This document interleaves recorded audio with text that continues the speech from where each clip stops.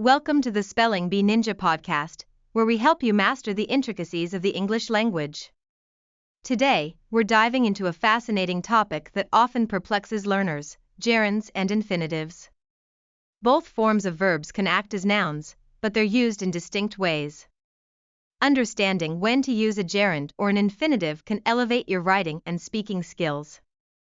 So, whether you're preparing for a test, enhancing your essays, or simply aiming to improve your fluency, stay tuned as we unravel this complex grammar topic. Let's start with the basics. A gerund is the ing form of a verb that functions as a noun. For example, in the sentence "reading improves vocabulary," the word reading acts as a noun, representing the action of reading itself. On the other hand, an infinitive is formed by placing to in front of the base form of a verb, such as to read. Choosing between gerunds and infinitives can depend on the verb that precedes them. Some verbs are always followed by a gerund, while others require an infinitive. A prime example of a verb that takes only gerunds is enjoy. We say, "I enjoy swimming," not "I enjoy to swim." This is true for other verbs as well, such as avoid and consider.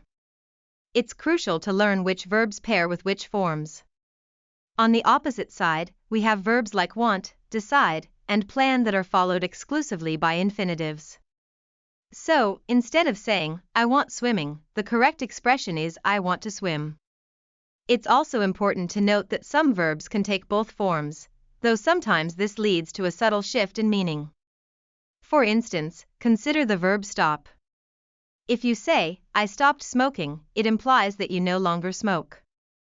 However, if you say, "I stopped to smoke," it means that you paused what you were doing specifically in order to smoke.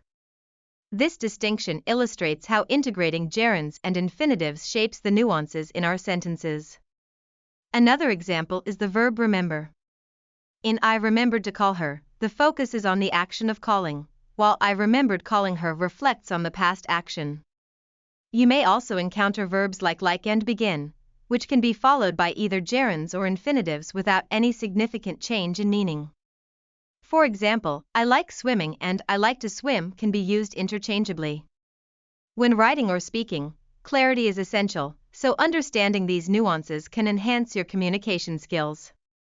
As we explore more about gerunds and infinitives, it's important to recognize their roles in various contexts ranging from casual conversations to formal writing. Knowing when to use each form can make you sound more natural and sophisticated in English. Now, let's consider some practical applications. When you watch a movie or read a book in English, pay attention to verbs that take gerunds or infinitives. This will not only help reinforce your understanding but also expose you to common usage in everyday English. Immersion is key. Engage with the language in multiple ways: listen to songs, watch shows, or read articles that feature these verb forms.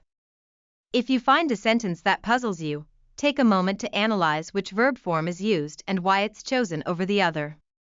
This reflection will deepen your comprehension and result in better retention. With practice, you'll start to intuitively understand the patterns.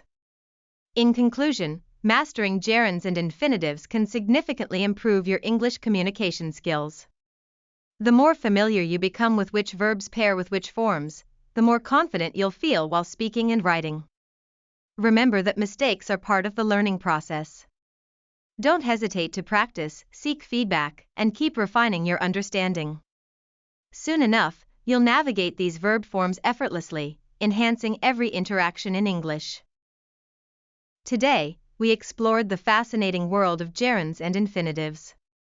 We learned how gerunds function as nouns and are formed by the ing verb ending, while infinitives begin with to followed by the base verb.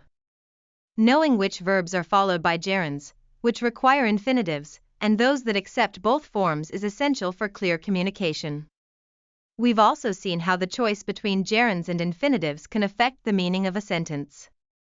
By practicing these concepts in conversation and writing, you'll continue to build your fluency and confidence. Thank you for joining us on this episode of the Spelling Bee Ninja podcast. We hope you found today's discussion on gerunds and infinitives helpful. Make sure to check out our upcoming episodes for more insightful lessons. Don't forget to practice, and remember, the key to mastering English is consistent engagement. Until next time, happy learning and keep exploring the wonders of language.